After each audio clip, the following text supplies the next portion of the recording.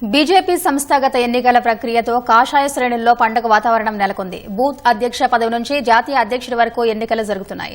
రాష్ట్ర జాతీయ అధ్యక్షులు ఎవరవుతారనే ఉత్కంఠ పార్టీ శ్రేణుల్లో నెలకొంది. ఫిబ్రవరిలోపు ఈ ప్రక్రియ పూర్తవుతుందంటున్న బీజేపీ జాతీయ సంస్థాగత ఎన్నికల ఇన్ఛార్జ్ ఎంపీ లక్ష్మణ్తో మా ప్రతినిధి జ్యోతి కిరణ్ ముఖాముఖి. బీజేపీలో సంస్థాగత ఎన్నికల కోలాహలం నడుస్తుంది. బూత్ అధ్యక్షుడు మొదలు జాతీయ అధ్యక్షుడు వరకు ఎన్నికలు జరుగుతూ ఉన్నాయి. జాతీయ సంస్థాగత ఎన్నికల ఇన్ఛార్జ్ లక్ష్మణ్ నేతృత్వంలో ఎన్నికల ప్రక్రియ సాగుతుంది. ఎన్నికలు ఎప్పటి వరకు పూర్తయ్యే అవకాశం ఉందనే అంశాలను తెలుసుకునేందుకు లక్ష్మణ్ గారు మనతో ఉన్నారు. వారిని అడిగి మరిన్ని తెలుసుకున్నాం. నమస్తే సార్. నమస్తే. నమస్తే. దేశవ్యాప్తంగా సంస్థాగత ఎన్నికల ప్రక్రియ నడుస్తుంది. అన్ని రాష్ట్రాలను కూడా మీరు చుట్టేశారు. ఇప్పటికే సంస్థాగత ఎన్నికల ప్రక్రియ ఎట్లా నడుస్తుంది, ఎప్పటి వరకు పూర్తయ్యే అవకాశం ఉందంటారు? ప్రపంచంలో ఏ రాజకీయ పార్టీ లేని విధానం ప్రజాస్వామికంగా ప్రతి 3 సంవత్సరాలకు ఈ యొక్క ఎన్నిక ప్రక్రియ అది బీజేపీకే సాధ్యం. అది పోలింగ్ బూత్ నుంచి మొదలుకుంటే జాతీయ అధ్యక్షుని వరకు క్రమం తప్పకుండా ఇది కార్యకర్తల యొక్క మనోభావాలకు అనుగుణంగా జరుగుతున్న ఎన్నికలు. మొదటిసారిగా జాతీయ ఎన్నికల ఇన్ఛార్జిగా జాతీయ అధ్యక్షుడు జేపీ నడ్డా గారు, ప్రధానమంత్రి గారు నా మీద ఒక నమ్మకంతో విశ్వాసంతో ఈ బాధ్యత ఇవ్వడం, మొదటిసారిగా చాలా పగడ్బందీగా జాతీయ అధ్యక్షుడు జేపీ నడ్డా గారు, సంస్థాగత ప్రధాన కార్యదర్శి సంతోష్ గారి యొక్క సూచనలతో సహకారంతో సభ్యత్వము, క్రియాశీలక సభ్యత్వము, బూత్ కమిటీల ప్రక్రియ, మండల కమిటీ ప్రక్రియ కూడా దాదాపు పూర్తిగా వచ్చింది. జిల్లా కమిటీలు కూడా దాదాపు 23 రాష్ట్రాల్లో ఇవాళ రాష్ట్ర అధ్యక్షులు ఎన్నికకు ఇవాళ సంసిద్ధంగా ఉన్నాయి.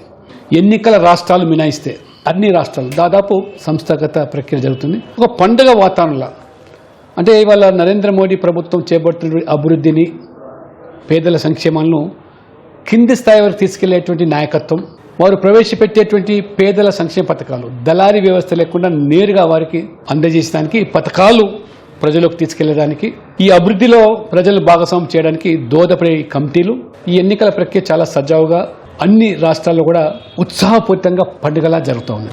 అంతా కూడా పగడ్బందీగా ఇవాళ ఒక నూతన నాయకత్వానికి అవకాశం కల్పించే విధంగా, సామాజిక కోణంలో కూడా అన్ని వర్గాలకు సముచిత స్థానం కల్పించాలి. బూత్ కమిటీల నుంచి మొదలుకుంటే జాతీయ కమిటీ వరకు కూడా ప్రాతినిధ్యం కల్పించే విధంగా అన్ని ప్రాంతాల వల్ల కూడా సమ్మిళితం చేసి ఈ పార్టీ అన్ని వర్గాలది, అన్ని ప్రాంతాలది.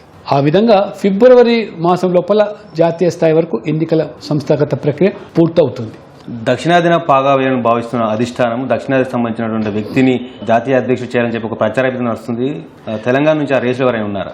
దక్షిణాదిన కొత్తగా పాగా వేయాల్సిన అవసరం లేదు. ఈ పాటికే దక్షిణాదిలో కర్ణాటకలో అత్యధిక సంఖ్యలో పార్లమెంట్ సభ్యులు ఉన్నారు, తెలంగాణలో 8 మంది పార్లమెంట్ సభ్యులు.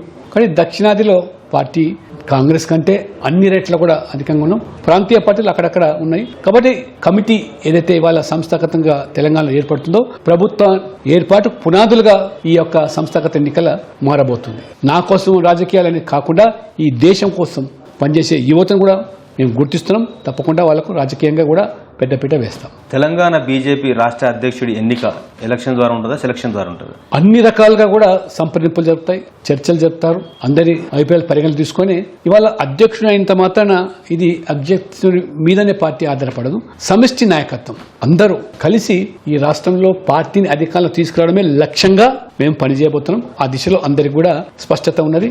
ఎప్పుడు లేని విధంగా ఈసారి పైన రాష్ట్ర స్థాయిలో అప్పీల్ కమిటీలు, జాతీయ స్థాయిలో అప్పీల్ కమిటీ అభ్యంతరాలు లేతే ఇతరత్ర అనుమానాలు ఉంటే కూడా నివృత్తి చేసుకోవడానికి చాలా పారదర్శకతో మొత్తం ఇవాళ పూర్తిగా కూడా క్రియాశీలక సభ్యులుగా ఎవరైతే మండల స్థాయి ఆ పై స్థాయిలో బాధ్యతలు చేపట్టడానికి అవకాశం ఉంటుంది. తెలంగాణలో అధికారంలోకి వస్తే బీసీని ముఖ్యమంత్రి చేస్తామని చెప్పి ప్రకటించారు. కానీ ఫలితాలు మాత్రం ప్రతికూలంగా ఉండడంతో అధికారంలోకి రాలేకపోయారు. కానీ ఏదైతే ఎల్పీ నేత ఉన్నారో దాన్ని సంబంధించి బీసీ సంబంధించిన నేతకు కాకుండా రెడ్డి సామాజిక వర్గానికి సంబంధించిన నేతకు అప్పగించారు. దీనిపైన అనేక విమర్శలు కూడా వెలువెత్తాయి. ఇప్పుడు రాష్ట్ర అధ్యక్ష పగ్గాలు బీసీకి ఇచ్చే అవకాశం ఉందంటారా? ఇవన్నీ కూడా కూలంకషంగా చర్చలు జరిగితే ఆలోచన చేస్తాం. సామాజిక కోణంలో అధికారంలో రావడానికి పార్టీ మీద ఏదైతే గంపడి ఆశలు ప్రజలు పెట్టుకున్నారో ప్రజల ఆశలకు అనుగుణంగానే నాయకత్వం ఉంటుంది. కాబట్టి ఎవరి అధ్యక్షుడైనా అందరి సహకారంతోనే ప్రజల కోసం పనిచేసి ఈ రాష్ట్ర అభివృద్ధి కోసం దోహదపడే విధంగా కమిటీ రూపాంతరం చెందుతున్నది. కాబట్టి ప్రజలు అంతా కూడా అర్థం చేసుకోగలుగుతున్నారు. కాబట్టి అవకాశం వల్ల బీసీ ముఖ్యమంత్రి అయ్యేది అది బీజేపీలో మాత్రమే అనే విషయాన్ని ప్రజలు ఇవాళ గమనిస్తారు. ప్రక్రియలో భాగంగా ఏ రాష్ట్రం ముందంజలో ఉంది? ఇవాళ అన్ని రాష్ట్రాలు ఉత్తరప్రదేశ్, బీహార్, మధ్యప్రదేశ్, హిమాచల్ ప్రదేశ్ అన్ని రాష్ట్రాలు కూడా దాదాపు 100% పూర్తయిపోయింది. మనకి ఇక్కడ తెలంగాణలో మధ్యలో వరదలు వచ్చాయి, వర్షాల వల్ల కొద్దిగా ఆలస్యం జరిగింది. కానీ ఏ రాష్ట్రం కూడా వెనుకబడి లేదు. అన్ని రాష్ట్రాలు పోటీ పడుతున్నాయి. దాదాపు ఇప్పుడు ఈ జనవరి చివరి లోపల అన్ని రాష్ట్రాల్లో కూడా ఎన్నికల తతంగం ముగుస్తుంది. జాతీయ అధ్యక్షుని ఫిబ్రవరి లోపల కూడా పూర్తయిపోతుంది. ధన్యవాదాలు సార్.